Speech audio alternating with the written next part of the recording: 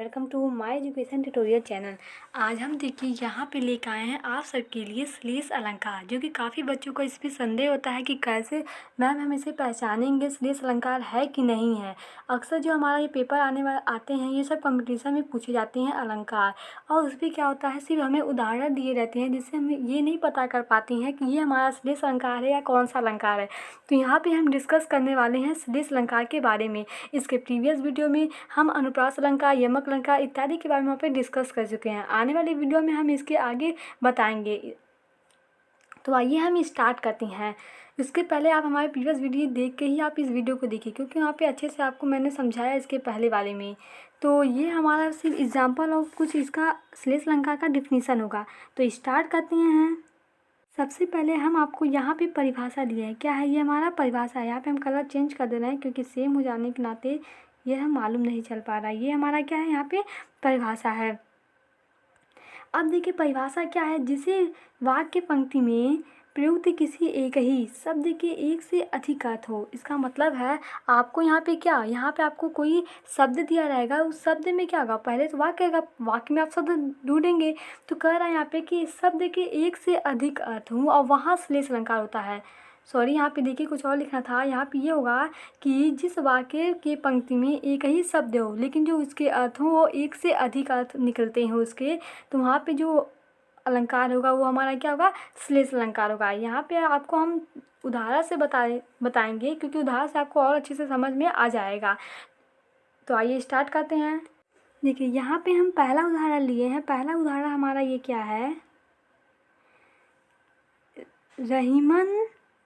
देखिए रहीमन पानी राखिए बिन पानी सब सून। यहाँ पे देखिए पहले आप वाक्य पढ़िए क्या है, रहीमन पानी राखिए बिन पानी सब सून, पानी गए न उबरे मोती मानुष चून। पानी गए न उबरे मोती मानुष चून, इसका अर्थ क्या निकलेगा, क्योंकि आपको यहाँ पे लगेगा कि पानी पानी दो है, आप ये समझिए कहीं आप यमक अलंकार ना कर दें, लेकिन नहीं, यहाँ पे यमक अलंकार नहीं है, यहाँ पे श्लेष अलंकार है। ये हमारा जो वाक्य है वो किसका है, ये श्लेष अलंकार का उदाहरण है। अब आपको हम यहाँ पे बताते हैं कि कैसे ये श्लेष अलंकार है, क्योंकि हमारा बच्चों का क्या जो कॉन्सेप्ट है उसे क्लियर करना है, ना कि एग्जाम्पल यहाँ पे देना है। तो हम इसे देखते हैं। यहाँ पे कहने का इसका मतलब क्या है, रहीमन पानी राखिए। अब देखिए पानी यहाँ पे है, बिन पानी सब सून, पानी गए न उबरे मोती मानुष चून। अब देखिए पानी जो हमारा यहाँ पे दिया गया है, अगर आप इसका अर्थ नहीं निकाल पाते हैं तो ठीक है, मत निकालिए, चलिए हम छोड़ देते हैं। उसका अर्थ आपको नहीं आ रहा है, ये हम जान के क्या करते हैं, हटा देते हैं। ये हम मानते हैं कि आपका इसका अर्थ आपको नहीं आ रहा है। देखिए अब देखिए यहाँ पे जो पानी है, यहाँ पे तीन शब्द ये आए हैं। इसका मतलब क्या हुआ, यहाँ पे देखिए पानी का अर्थ इन तीनों से लिया गया है कि नहीं है।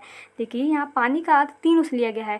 पहला हमारा मोती है, तो पानी का मोती से क्या रिलेशन है, आप क्या सोचेंगे पानी का जो मोती से क्या संबंध हो सकता है। तो अगर देखिए आपने कोई मोती देखे होंगे, तो मोती का अगर पानी उतर जाए तो मोती कैसे हो जाती है, बेकार हो जाती है, अयोग्य हो जाती है, मतलब उसका कोई कार्य नहीं होता है। तो ये पानी उसकी क्या है, चमक है। पानी जो हमारे यहाँ पे इसके लिए क्या प्रयोग है, चमक है। जो मोती है इसके लिए जो हमारे यहाँ पानी है वो चमक प्रयोग हुआ है। और आगे देखें यहाँ पे मानुष है। मानुष मतलब है क्या, मनुष्य।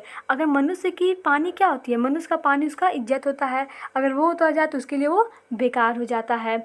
और चून मतलब क्या होता है, चूना। बहुत लोगों के यहाँ चूना अक्सर प्रयोग किया होता है। तो चूना में अगर देखिए आप पानी मत डालिए तो सूखा हो जाएगा, बेकार हो जाता है, तो इसके लिए पानी इंपॉर्टेंट है। तो यहाँ पे देखिए इन तीनों शब्द के लिए पानी एक ही शब्द आया है, लेकिन अर्थ देखिए तीन अर्थ निकल रहा है। एक मनुष्य के लिए, एक मोती जो कि चमक है उसकी, और एक चूना है जिसके पानी के लिए वहाँ पे आवश्यकता है।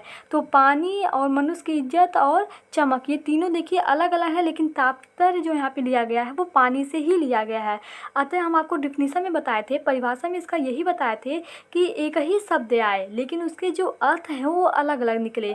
यहाँ पे देखिए तीनों में क्या हो रहा है, अर्थ अलग अलग निकल रहा है। मोती के लिए अर्थ इसका अलग प्रयोग हो रहा है और मनुष्य के लिए इसका अर्थ अलग प्रयोग हो रहा है, तथा चूना के लिए भी जो चून है इसके लिए इसका अर्थ अलग प्रयोग हो रहा है। अतः यहाँ पे क्या हुआ, अतः यहाँ पे जो ये अलंकार है वो श्लेष अलंकार है। देखिए यमक अलंकार में क्या होता है, हम आपको श्लेष और यमक में डिफरेंस भी साथ में बता देते हैं। यमक में देखिए शब्द तो आते हैं, शब्द दो बार आते हैं, लेकिन उनके जो अर्थ होते हैं ना दोनों के अलग अलग, मतलब एक ही अर्थ होते हैं। सॉरी उसमें अलग अलग होते हैं, लेकिन शब्द क्या होते हैं, शब्द दो बार आते हैं। यहाँ पे देखिए जो शब्द पानी आया है इसका मतलब तीनों अलग अलग है। मोती के लिए अर्थ, इसमें क्या होता है कि एक ही शब्द आए लेकिन उनके जो अर्थ होते हैं वो अलग होते हैं, ये हमारा श्लेष अलंकार होता है। हम अन्य एग्जाम्पल लेते हैं जो कि टीजीटी पीजीटी इत्यादि में पूछा जा चुका है, जो आपने कभी सोचा भी नहीं था कि ये सब एग्जाम्पल हो भी सकते हैं। तो आइए एग्जाम्पल को देखते हैं और समझते हैं कि कैसे ये मतलब श्लेष अलंकार हो रहा है। क्योंकि यहाँ पे हम आपको श्लेष अलंकार पढ़ा नहीं रहे, श्लेष अलंकार हम आपको जो इसका कंफ्यूजन है आपके मन में उसे हम क्लियर करना चाहते हैं। यहाँ पे देखिए हम एग्जाम्पल और लिए हैं। यहाँ पे क्या एग्जाम्पल है, जो रहीम गति दीप की कुल कपूत की सोए, बारह उजियारे करे बढ़े अंधेरे होए। अब देखिए यहाँ पे क्या मतलब है, जो रहीम गति दीप की, दीप मतलब क्या होता है, दिया। आप तो जानते होंगे दीप मतलब दीपावली के समय आने वाला है तो उसका क्या होता है, दिया। आप लोग दिया जलाते हैं ना, कुछ इस प्रकार होता है। तो वही यहाँ पे कह रहे हैं कि जो रहीम गति दीप की कुल कपूत की सोए, बारह उजियारे करे बढ़े अंधेरे होए। अब देखिए यहाँ पे बारह जो शब्द है और बड़े है, इसका दो अर्थ है। यहाँ पे जो बारह और बड़े है इसका क्या है, इसका आपको यहाँ पे दो अर्थ मिल रहा है। ये देखिए बड़े होगा, डबल मात्रा है इस पे। अब आप सोचेंगे ये बारह और बड़े का अर्थ क्या निकल रहा है। अब देखिए ये बारह मतलब होता है एक लड़का से यहाँ पे लिया गया, जैसे आपके घर में जो लड़के होते हैं मतलब जो कूप, मतलब कूप का यहाँ मतलब क्या है, जैसे कोई बच्चा है अगर उसे हम बचपन में सही शिक्षा दे रहे हैं तो क्या कहता है, वो घर का विकास करेगा, आगे जा के क्या करेगा, अपने घर का विकास करेगा, नाम रोशन करेगा।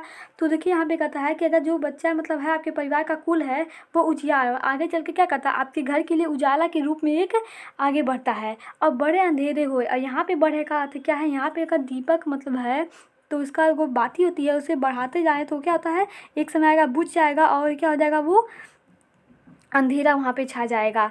तो वही यहाँ पे दो अर्थ निकला गया है, बारह बड़े का मतलब दो अर्थ यहाँ पे लिया गया है। एक तो उसके कुल से है, जो उसका परिवार है, जो उसका परिवार का जो दीप है वो अगर उसे अच्छा शिक्षा दिया जाए तो बढ़ता जाता है। वो जितना भी मतलब उसे अच्छा शिक्षा देंगे आप उतना ही क्या होगा, बड़ा बड़ा होता जाएगा और आपके परिवार का विकास करता जाएगा।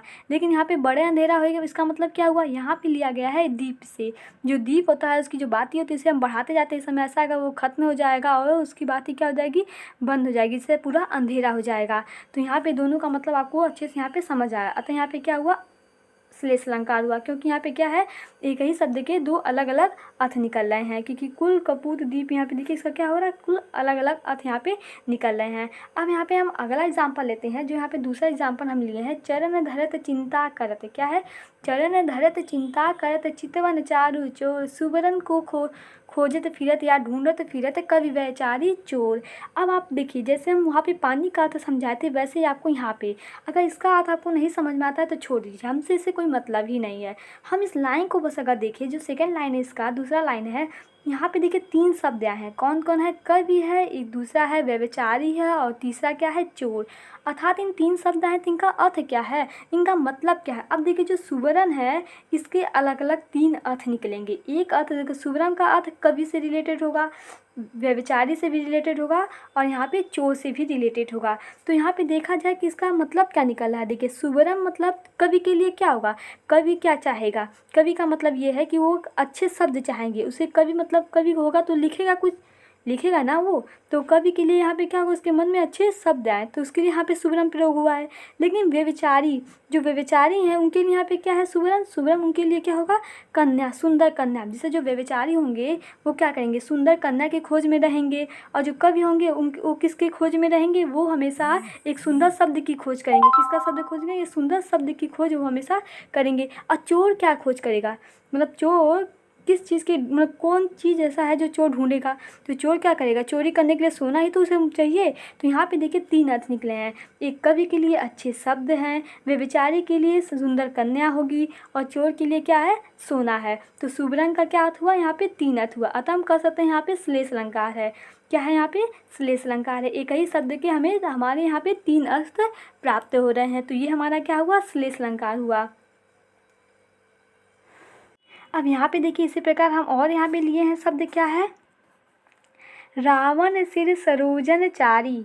क्या है, रावण सिर सरोजन चारी, चली रघुवीर सिल मुखधारी।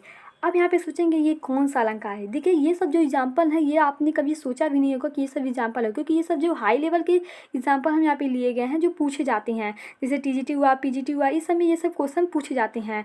तो आप सब अगर इसके बारे में जानेंगे तो आपको मतलब आसानी होगी ये सब क्लियर करने में। तो देखिए रावण सिर सरोजन चारी चली रघुवीर सिलमुख भारी। अब यहाँ पे देखिए जो सिलमुख है इसका दो अर्थ निकल रहा है। जो सिलमुख यहाँ पे है शब्द है इसका क्या है, दो अर्थ निकल रहा है। एक अर्थ होता है यहाँ पे भौरा, क्या होता है, एक अर्थ यहाँ पे भौरा होता है, और दूसरा जो यहाँ पे अर्थ निकल रहा है वो होता है इसका बाढ़, क्या होता है, बाढ़। तो यहाँ पे क्या है, दो अर्थ है सिलमुख का, एक भौरा दूसरा एक बाढ़ है। रघुवीर तो आप जानते ही हैं किसके लिए यहाँ पे प्रयोग किया गया है, किसके लिए प्रयोग किया गया है, श्री राम के लिए। अब आगे हम यहाँ पे एग्जाम्पल, दूसरे एग्जाम्पल से आपको समझाते हैं। तो देखिए यहाँ पे क्या है,